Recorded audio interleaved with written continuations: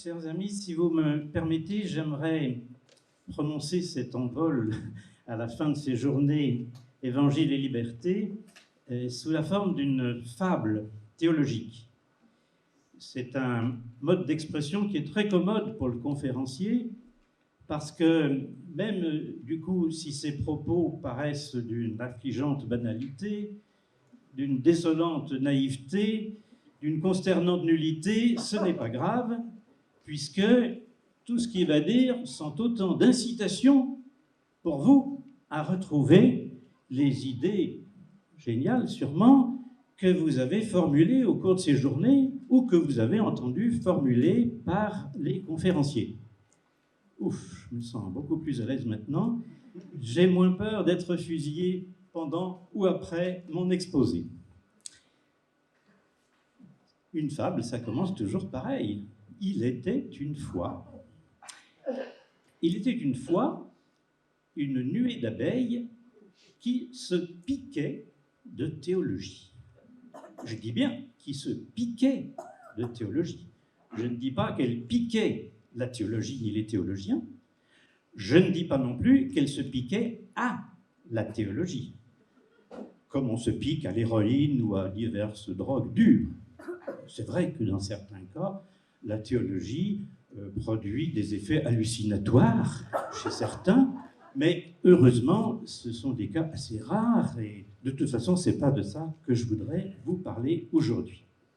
Bref, mes abeilles se piquaient de théologie, c'est-à-dire qu'elles s'intéressaient vivement à la théologie et qu'elles en étaient fort contentes. J'aurais mieux fait de dire les choses comme ça tout de suite, c'était peut-être plus simple. Alors, vous allez me dire, mais pourquoi, comment des abeilles peuvent-elles devenir théologiennes? Enfin, tout de même. Et je pensais ce matin, pendant le bel exposé de notre ami Laurent, je pensais à ce livre du regretté Raphaël Piquant qui s'appelait « Tous théologiens ».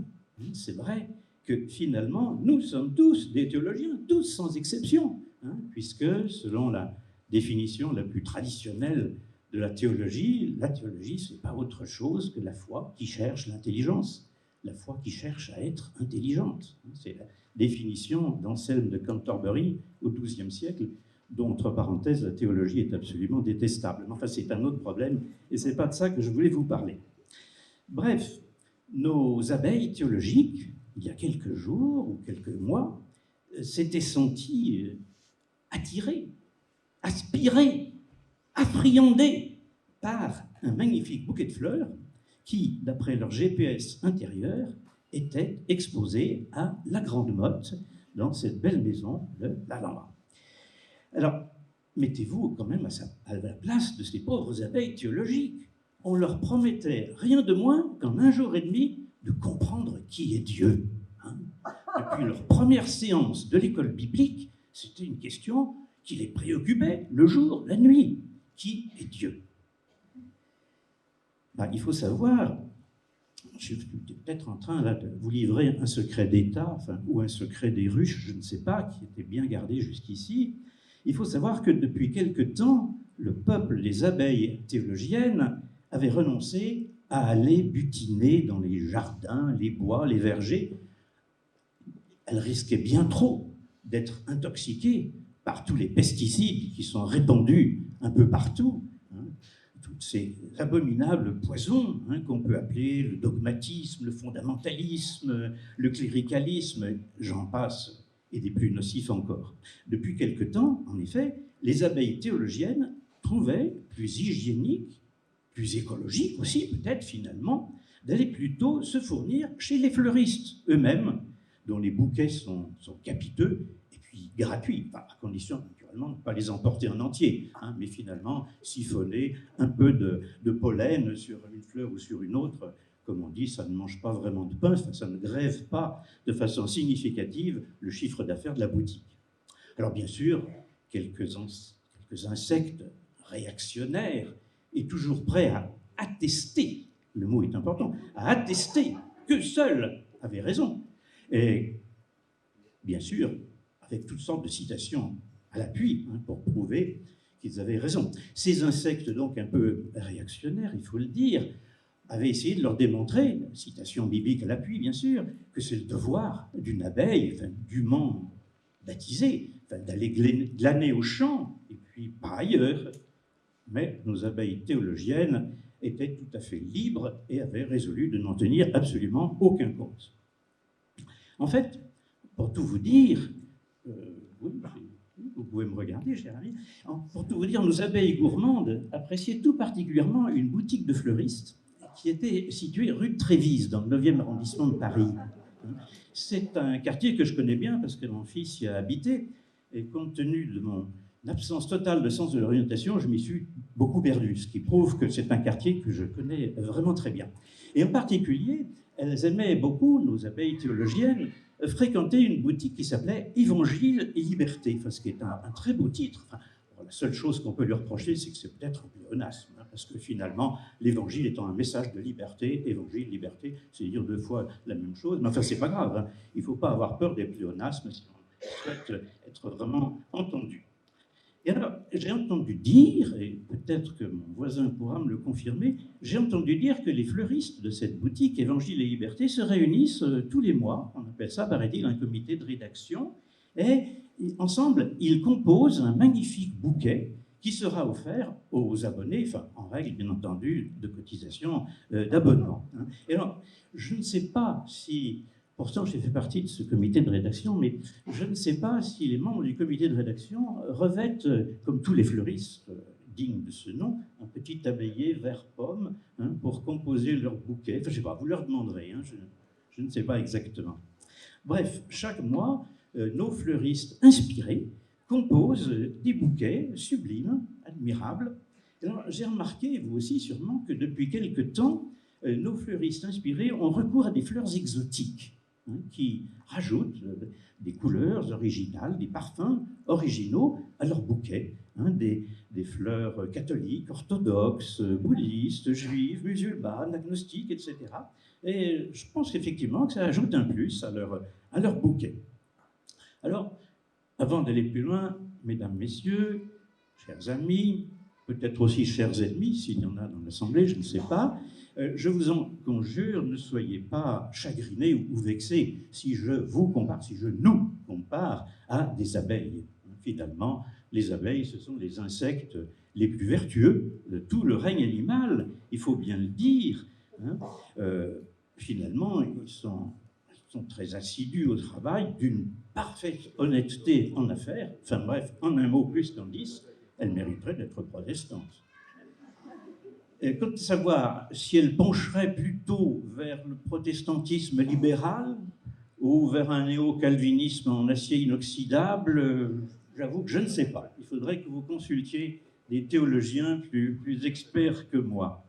En tout cas, peut-être trouvez-vous les abeilles un peu trop psychorigides pour être des protestantes libérales, un peu trop royalistes peut-être, encore plus enthousiastes pour leur reine que les plus naïfs des anglo-saxons à l'égard de la reine Elisabeth II, enfin, je ne sais pas.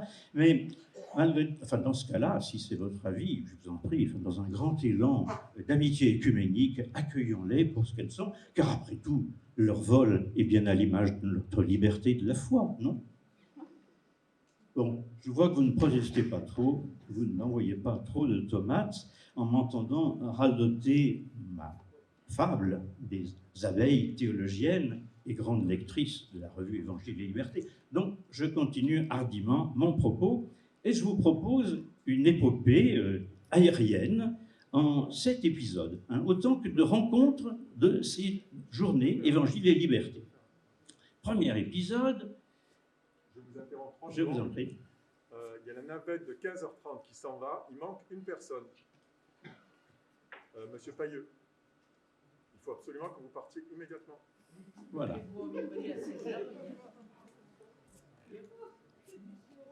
Allez-y. Voilà. Notre amie est pourtant une abeille théologienne, mais elle n'a pas la possibilité de... Elle n'est pas assez zélée, si vous voyez ce que je veux dire. Donc, premier épisode. Bien avant leur venue à la Grande Motte, figurez-vous qu'un vieux bourdon, un peu sénile, avait déclaré un jour à nos abeilles théologiennes que Dieu était un être infiniment parfait, et donc qui ne pouvait s'intéresser à autre chose que lui-même, parce que ce serait déchoir, ce serait s'auto-polluer que de s'intéresser à moins parfait que lui-même. Bref, pensaient nos abeilles théologiennes, mais elles étaient bien trop éduquées, pour oser le dire. Bref, Dieu, dans cette perspective, serait un être infiniment égoïste et orgueilleux. Ce serait, ouvrez les guillemets, le grand célibataire des mondes, comme disait ce grand nigaud de Chateaubriand dans la première édition du Génie du christianisme. Ce Dieu à la perfection hermétique, disons, ce serait évidemment le Dieu des philosophes et des savants. Et comme je ne suis pas mauvaise langue, je ne vous dirai pas que le philosophe que je viens de citer était un ecclésiastique français du XVIIe siècle. Et alors, un grand merci donc à Didier Travier de nous avoir montré hier que le Dieu d'Abraham, d'Isaac et de Jacob n'est pas le frère jumeau de ce Dieu des philosophes et des savants, qu'il ne faut pas, surtout en particulier, confondre le contenu de notre croyance avec l'élan de notre foi. Merci, cher ami. Deuxième épisode, une autre fois, la ruche des abeilles théologiennes. Je ne devrais pas dire la ruche, parce que nos abeilles théologiennes viennent de tous les coins de France et de Navarre. Alors, comment faut-il dire? La congrégation des abeilles théologiennes avait donc reçu la visite, mais je ferais mieux de dire l'attaque aérienne en piqué, d'un frelon. Alors, pas d'un frelon asiatique, pas de racisme, s'il vous plaît. Non pas d'un frelon asiatique, mais d'un frelon bombardier de citations théologiques. Je suis sûr, chers amis, que dans vos paroisses respectives, au cours de votre carrière de paroissienne et de paroissien, vous avez sûrement rencontré l'un ou l'autre de ces artilleurs ou de ces artilleuses bibliques qui ont toujours, alors c'est le postulat absolument indiscutable, ils ont toujours raison, parce que, disent-ils ou disent-elles, la Bible dit comme eux. Et ils ont toujours, dans leur cartouchière, quelques citations bibliques à vous asséner comme un objet contondant pour prouver qu'ils ont raison et que vous avez tort, bien entendu. Et alors, ils vous lancent à la tête, comme un missile balistique, des phrases de la Bible citées hors contexte et destinées à désatomiser toutes les convictions ou les absences de conviction que vous pouvez avoir. Je précise tout de suite que ces artilleurs bibliques sont en général des biblistes amateurs. Et justement, c'est une raison pour saluer et pour remercier tout particulièrement le professionnalisme de notre ami Danny Noquet, qui hier nous a montré avec beaucoup de talent que finalement les choses n'étaient pas aussi simples que ça, que le peuple de Dieu ne se nourrissait pas de la Bible comme un gourmand aime les grives, disait saint Augustin, autrement dit pour se faire plaisir et pour se démontrer à lui-même qu'il avait raison. Au nom de toutes les victimes directes et collatérales des artilleurs bibliques, cher Danny Noquet, un grand merci. Troisième épisode, devant l'Assemblée générale des abeilles théologiennes, un faux bourdon, à l'air un peu faucheton d'ailleurs, leur avait chantonné un jour, sur l'air de la table de multiplication, Dieu est un être infini, éternel, immuable, tout au long du siècle, il est sans l'ombre d'un changement ni d'une variation. Il est parfait et parfaitement impassible, sans l'ombre d'une émotion, d'un sentiment qui pourrait troubler son éternelle sérénité. Bref, pensaient les abeilles théologiennes, mais elles étaient trop bien élevées, encore une fois, pour le penser, encore moins pour le dire. Dieu est un être infini et infiniment ennuyeux. Heureusement pour nous, l'ami Jean-Marc de Bourquenay vint et il nous parla hier du Dieu en devenir et du Dieu de la jubilescence. Alors, merveille et envol d'Alléluia en plein ciel, Dieu n'est pas ennuyeux. Dieu a le droit d'être le Dieu d'amour dont parle la première épître de Jean. Merci Jean-Marie, merci. Quatrième épisode. Il était encore une autre fois, non pas une abeille, mais un humain. Et je vous charge de deviner de qui il s'agit. Il était un humain qui regrettait de ne pas être une abeille, car on lui avait dit que les abeilles ont un sens de l'orientation absolument infaillible, alors que lui, pauvre humain, et pas abeille, il se trompait de direction 9 fois sur 10. Et c'était tragique. Il aurait bien préféré se tromper de direction 10 fois sur 10, car au moins, il aurait été sûr que s'il avait vraiment l'impression qu'il fallait aller dans ce côté-là, il fallait absolument aller de l'autre côté. Abeilles admirables et qui ont le sens de l'orientation. Eh bien, il me semble, cher André Gounel, que vous nous avez donné une boussole pour nous repérer dans la ou les théologies du protestantisme. Et hier soir, au cours de cet extraordinaire dialogue que vous avez eu avec Laurent Gangbin, vous nous avez, avec une clarté de cristal, donné des indications. Nous savons maintenant où aller. Les malheureuses abeilles ou les malheureux humains privés de sens de l'orientation, et donc peut-être de sens de l'orientation théologique, vous savrez et vous en remercie. 5e épisode. Cette autre fois-là encore, c'est une autre fois, F-O-I-S, hein, mais enfin, F-O-I peut-être aussi, je ne sais pas, il faudra en discuter. Cette autre fois-là, donc, dont je vous parle, il y eut un grand bal dans la ruche des abeilles théologiennes, ou si vous préférez, dans la congrégation des abeilles théologiennes. Eh oui, c'était le 14 juillet. Eh oui, un grand bal. Savez-vous que les abeilles dansent? Eh oui, elles dansent, les abeilles.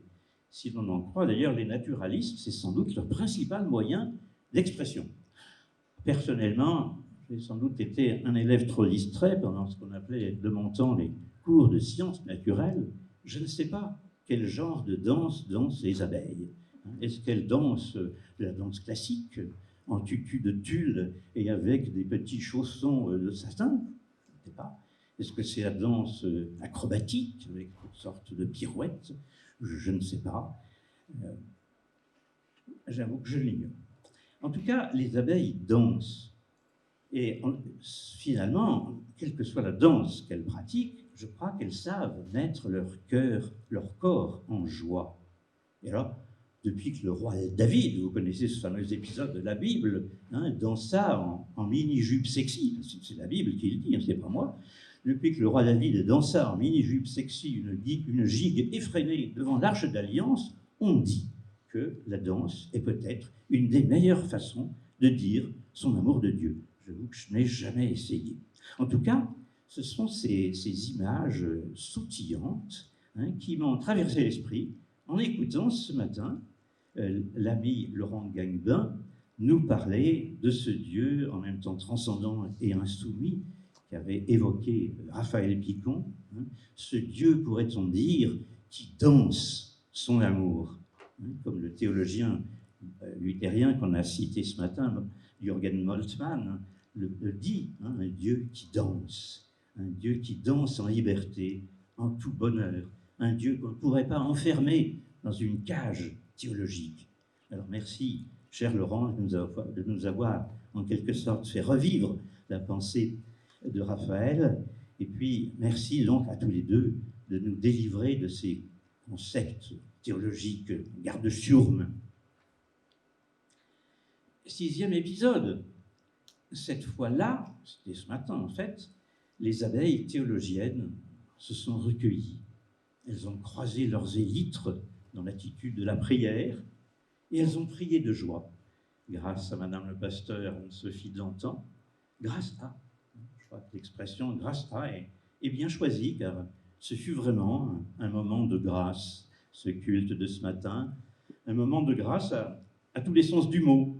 Ça a été un moment souriant, gracieux, heureux, un moment qui nous a rendus, gracieux, là aussi à tous les sens du terme, élégant, souple, heureux dans notre corps, un moment aussi qui nous a fait sentir cette grâce gratuite de Dieu qui nous est offerte. Alors, merci, Madame Dantan. Et je crois que ce moment privilégié du culte avait été bien à sa place dans ces journées Évangile et Liberté. Je crois vraiment que c'en était le cœur battant, comme dit encore le théologien Jürgen Moltmann. Il faut toujours finalement que la réflexion théologique aboutisse dans l'action de grâce. Et cela pour la belle et simple raison que Dieu n'est pas un concept, mais que c'est un vivant. Ou plus exactement, un aimant, un vivant qui aime, une force qui attire. Jésus disait, quand j'aurai été élevé de terre, j'attirerai tout à moi. Et dans ma bêtise d'abeille naïve, je me dis, il était un aimant à tous les sens du mot, un électro-aimant peut-être, hein, qui attirait et dont la force d'attraction ne s'est pas éteinte un siècle après. Entre parenthèses, j'ai souvent regretté qu'il n'y ait pas eu plus de théologie, qu'il n'y ait pas plus de théologiens amoureux. Je pense qu'il nous aiderait mieux à comprendre ce Dieu d'amour, ce Dieu aimant. Fermons la parenthèse. 7e et dernier épisode. Revenons à nos abeilles théologiennes. Un beau jour, 2 insectes au sexe indéterminé se présentèrent respectueusement à la porte de la ruche. Ils ou elles étaient si exactement semblables et synchronisés dans leur attitude et leurs paroles qu'ils ou elles paraissaient des frères ou des sœurs, des siamois. Alors, nos 2 insectes au sexe indéterminé bourdonnèrent un discours confus, mais très convaincus et débités sur un tel rythme qu'on n'avait pas de peine de deviner qu'il avait été appris par cœur, et on ne mit pas très longtemps à comprendre que c'était des témoins ou des témoines de Jéhovah. La main sur le thorax, ils ou elles nous expliquèrent avec conviction que Jéhovah était le vrai nom de Dieu. La preuve d'ailleurs, c'est que Victor Hugo, dans son poème La Conscience, dit « Lorsque Caïn se fut enfui de devant Jéhovah ». Pardon, je ne mets pas le ton. Hein. Pour réciter du Victor Hugo, il faudrait avoir le thorax des grandes orgues de Notre-Dame, hein, à la mandoline ou au pipou, ça ne va pas très bien. Enfin, peu importe. Ils étaient convaincus, donc, ces braves insectes, hein, que Jéhovah était le vrai nom de Dieu, copyright déposé.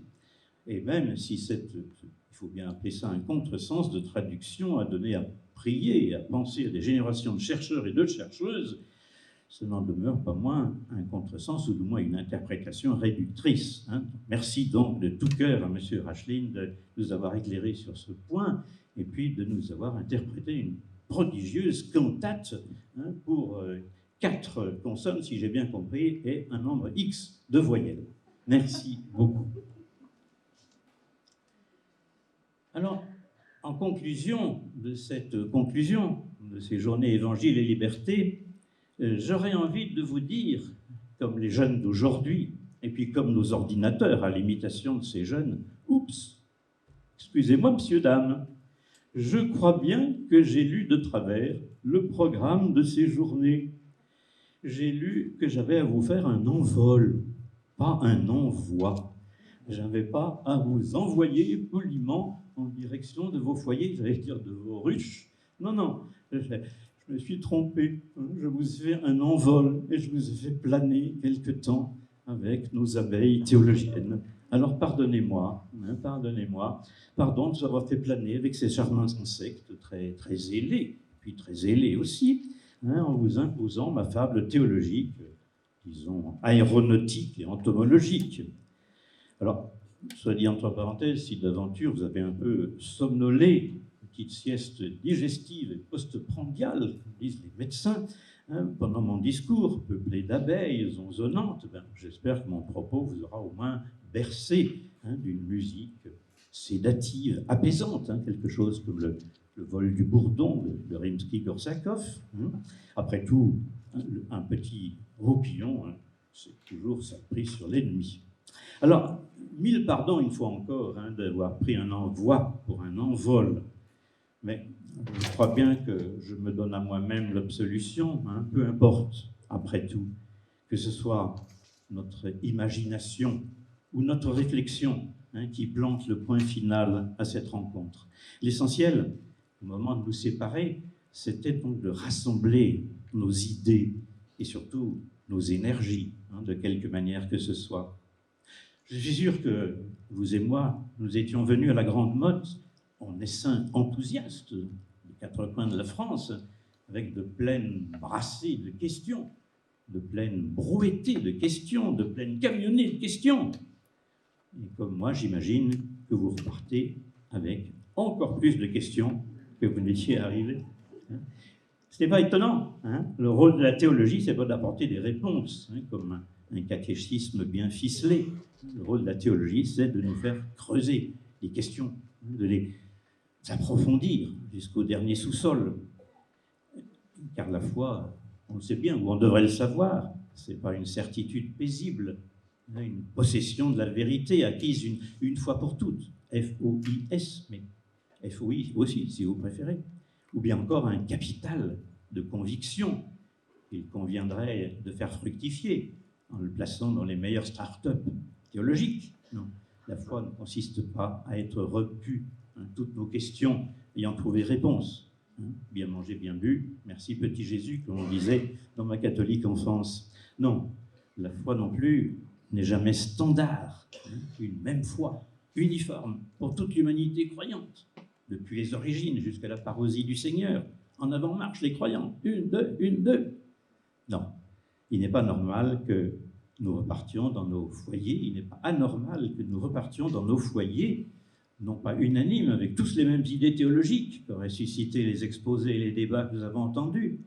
Comme le dit le cher André Gounel dans son livre « Parler du Christ », je cite, « La théologie ne doit pas viser une unanimité, mais développer un débat où diverses positions puissent se faire entendre, s'expliquer, découvrir leur relativité, voire leur subjectivité. Porter en soi l'exigence de vérité ne veut pas dire se croire porteur ou seul porteur de vérité. » Fin de citation. Voilà bien un relativisme digne de donner l'urticaire aux dogmatiques de tout poil. Dans un article du numéro d'avril d'Évangile et Liberté, mon voisin Pierre Olivier, qui a introduit ces journées et puis qui a la lourde tâche d'animer notre association, Pierre Olivier donc montrait avec une belle clarté, je cite, que la conception de Dieu demeure toujours soumise à l'histoire. Que sa conception, et ça pourrait être mis en exergue de nos journées, que sa conception demeure indissociablement liée à une époque, à chaque culture, voire à chaque individu. Mais j'aurais envie d'ajouter qu'elle est conditionnée aussi par le caractère de chacun et le moment de sa vie qu'il est en train de vivre. Aussi, la foi, comme l'a bien montré Laurent Guagbin dans le dernier numéro d'Évangile et Liberté, est une belle liberté pour chaque croyant. Et pour donner une petite pincée d'œcuménisme à mon propos, j'ai eu la surprise, cher Laurent, en lisant le début de votre article, d'entendre comme en transparence un propos du décret du Concile catholique Vatican II sur la liberté religieuse, qui disait, je cite, je dois le citer en latin, ça ferait plus sérieux, la foi doit être, l'adjectif est très curieux, la foi doit être immunisée de toute contrainte. Où deux pensées se retrouvaient tout à fait. Donc, pour ma part, la foi donc est une belle liberté pour chaque croyant, comme lui dit Laurent, et pour ma part, il me paraît que c'est le corollaire obligé de la déclaration qu'on trouve dans l'évangile de Jean, la vérité vous rendra libre, libre comme l'air et libre comme le vol des abeilles, bien sûr. La foi, me semble-t-il, et vous avez tout à fait le droit de penser autrement, la foi, c'est cette faim, F-A-I-M, jamais assouvie, alors que Dieu, entre guillemets, c'est formidable, désormais on mettra des guillemets à Dieu depuis nos 2 journées. Dieu, donc entre guillemets, la foi que Dieu, entre guillemets, creuse au cœur de chacune et de chacun d'entre nous. Alors, réjouissons-nous si nous ne partons pas de la grande motte, remplis de certitude et de conviction, si nous ne partons pas comblés, ça y est, toutes les questions que nous nous posions, trouver réponse, toutes les cases sont cochées. Réjouissons-nous si nous partons de la grande motte avec la féroce envie de creuser toujours davantage notre fin de Dieu, Ephraïm, un fin de Dieu, entre guillemets, bien entendu. Alors, nous pouvons être pleins d'espérance, car Dieu nous attend au goût de notre faim. Amen.